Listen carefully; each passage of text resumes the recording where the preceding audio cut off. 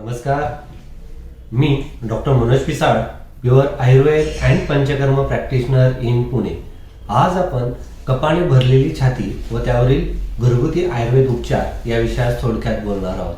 आता बऱ्याच जणांना वारंवार कफ होण्याचा त्रास होत असतो. कफ झाला की त्यांची छाती भरल्यागत होत असते, दम लागत असतो, श्वास घेताना अडचणी येत असतात, काही खायची इच्छा होत नाहीये, भूक मंदावलेली असते. यासारखी बरीचशी लक्षणं ह्या लोकांना वारंवार होत असतात.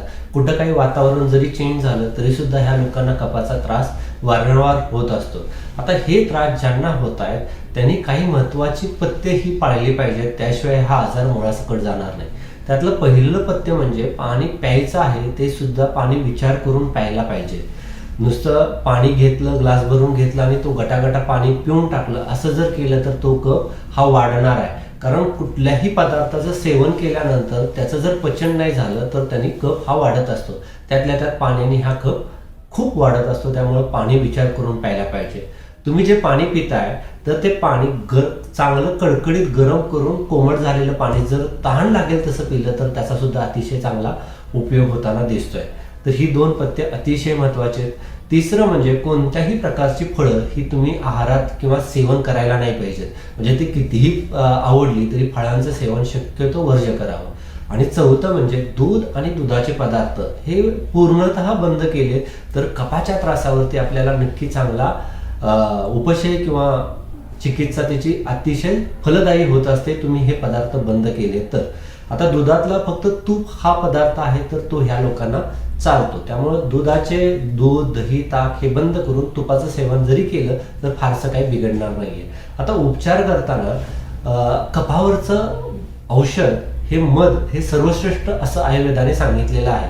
आता मध हा तुम्हाला जर प्युअर असली आणि शुद्ध नैसर्गिक पद्धतीनं तयार झालेला जर मिळाला तर कफावरचा तो अप्रतिम असं औषध आयुर्वेदामध्ये सांगितलेलं आहे. आता हे मध कसं घ्यावं तर दोन्ही जेवणानंतर किंवा दिवसातनं 3 ते 4 वेळा सुंठीचा किंवा आल्याच्या रसातनं जर ते मध घेतलं तर अतिशय गुणकारी होत असतं.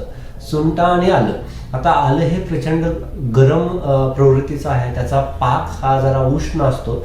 सुंठ त्यातल्या त्यात म्हणजे जास्त गरमही नसते, जास्त थंडही नसते. ज्याला कफाचा फारच त्रास होतोय तर त्यांनी आल्याचा रस 1 ते 2 चमचे मध एकत्र करून तो सकाळ संध्याकाळ घ्यायला पाहिजे.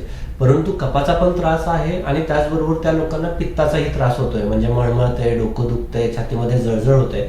त्या लोकांनी शक्यतो आल्याचा रस न घेता सुंठीचा सुकी म्हणजे सुंठी जी पावडर असते ती मधातनं जर घेतली तर दोन्ही गोष्टींवरती आपल्याला विजय मिळवता येतो. दुसरं म्हणजे मिरपूड. मिऱ्याची जी पावडर असते ती साधारण 2 ते 3 ग्रॅम सकाळ आणि संध्याकाळ मधातनं घ्यावी. तीही पित्तचे ज्यांना त्रास आहे त्या लोकांनी शक्यतो मिरी पावडर घेऊ नये. तिसरं म्हणजे वेखंडाचं चूर्ण. वेखंडाचं चूर्ण बाजारामध्ये मिळतं, ते सुद्धा 2 ते 3 ग्रॅम मधातनं दिवसभरातनं 3 ते 4 वेळा जर घेतलं तर त्याचाही अतिशय चांगला उपयोग होताना दिसतोय. हेच वेखंडाचं पावडर जे आहे ती छातीवरती सुद्धा कोरडी चोळायची आहे, त्याचा सुद्धा अतिशय चांगला उपयोग होताना दिसतोय. त्याचबरोबर सुंठ, धन, जिरं, ओवा ह्याची जर धुरी आपण सकाळी आणि संध्याकाळी जेवणानंतर जर घेतली तर त्याचा सुद्धा अतिशय चांगला उपयोग होताना दिसतोय. त्याचबरोबर हे उपाय करावे. त्याचबरोबर ज्यावेळी अतिरेक भूक लागत असते जेवणाच्या व्यतिरिक्त तर त्यावेळी त्या लोकांनी कोरडं अन्न म्हणजे मुरमुरे आहेत, साळीच्या लाह्या आहेत, फुटाणे आहेत, यासारखे कोरडे अन्न खाऊन त्याच्यावरती पाणी पिऊ नये. तर ह्या गोष्टीचा सुद्धा अतिशय चांगला उपयोग होताना दिसतोय. आणि सगळ्यात महत्वाचं म्हणजे ह्या लोकांनी रात्री लवकर झोपायचं आणि सकाळी लवकर उठायचं आहे. दुपारी जेवल्यानंतर शक्यतो झोप घेऊ नये, नाहीतर हा त्रास वाढताना दिसतोय किंवा ह्या त्रासाची लक्षणं तुम्हाला त्रासदायक देऊ शकतात. त्यामुळे ही पथ्ये पाळावेत, हे उपाय करावेत तर तुम्हाला त्याचा नक्की चांगला फायदा मिळेल. धन्यवाद.